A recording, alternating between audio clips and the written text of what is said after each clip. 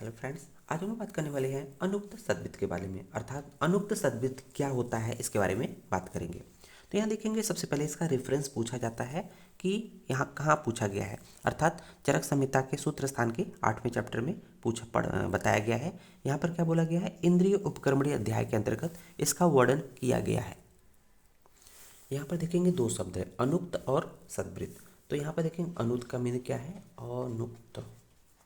अनुक्त का जो सामान्य अर्थ होता है न कहे गए, न कहे गए, अर्थात जिसके बारे में कुछ कहा नहीं गया है, जिसके बारे में कुछ कहा नहीं गया है, ठीक है ना, उसको बोलते हैं अनुक्त। अनुउक्त, अन मतलब नहीं कहा गया, उक्त मतलब कहा गया, तो जिसके बारे में कुछ न कहा गया उसको बोलेंगे अनुक्त। देखेंगे यहाँ पर सद्वृत्त। सद्वृत्त, सद्वृत्त जो है दो शब्दों से मिलकर आया है, सत प्लस वृत्त, ठीक है ना, सत प्लस वृत्त। तो सत का मतलब क्या है कि सही, सही मतलब यहाँ पर क्या है कि सद्वृत्त का जो सामान्य अर्थ होता है कि स्वास्थ्य को पेरीफेरी में रखा, जैसे हेल्थ। हेल्थ है, हेल्थ एक पॉइंट है, मतलब स्वस्थ रहने के लिए आप जो भी एक्टिविटी क्रिया करते हैं उसके चारों तरफ पेरीफेरी।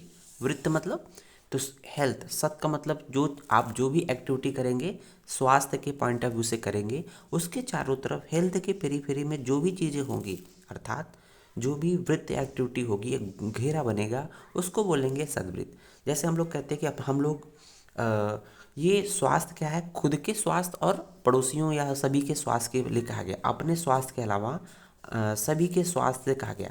जैसे कहते हैं ना कि हम जैसा व्यवहार करेंगे लोग वैसा ही हमारे साथ भी व्यवहार करेंगे, जैसा हम सोचेंगे उसी तरह के लोग हमारे साथ जुड़ जाते हैं।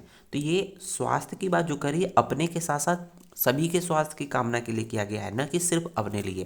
कहते हैं ना, कर भला तो हो भला। तो आप जब दूसरे के साथ अच्छा करेंगे तो वही रिटर्न होके आपके साथ आएगा। तो ये है आपका सद्वृत्त। अब बात करते हैं कि अनुक्त सद्वृत्त का क्या मीनिंग है और यहाँ पर क्या क्या चीज़ें बताई है चरक ने। चरक ने क्या बोला है कि आयुर्वेद शास्त्र में जिन सद्वृत्तों का वर्णन नहीं किया गया है किंतु जो अन्यत्र वर्णित हों या जिन विषयों का पालन करने से अपनी भलाई या संसार में प्रतिष्ठा प्राप्त होती हो, उन सद्वृत्तों का पालन करना भी आत्रेय मुनि द्वारा सम्मत है। तो कहने का मतलब, अभी तक हम लोग ने सद्वृत्त में देखा कि किसी बड़े के आने पर उसके चरण स्पर्श करना, किसी के साथ अच्छे से बोलना, किसी को अच्छे से पानी पिलाना, मतलब जो भी अच्छे अच्छे काम होते हैं वो सब बातें चरक में बुक में बता दी गई। जो बातें नहीं बताई गई है वो अनुक्त सद्वृत्त के रूप में आता है। अब बात करते हैं कि सद्वृत्त को हम लोग क्या बोलते हैं। सद्वृत्त, जो सद्वृत्त होता है तो उसको हम लोग देखते हैं राइट कंडक्ट बोलते हैं। राइट राइट कंडक्ट्स,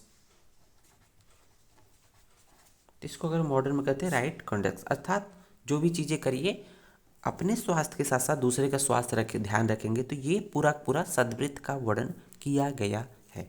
उम्मीद है वीडियो समझ में आया होगा। धन्यवाद।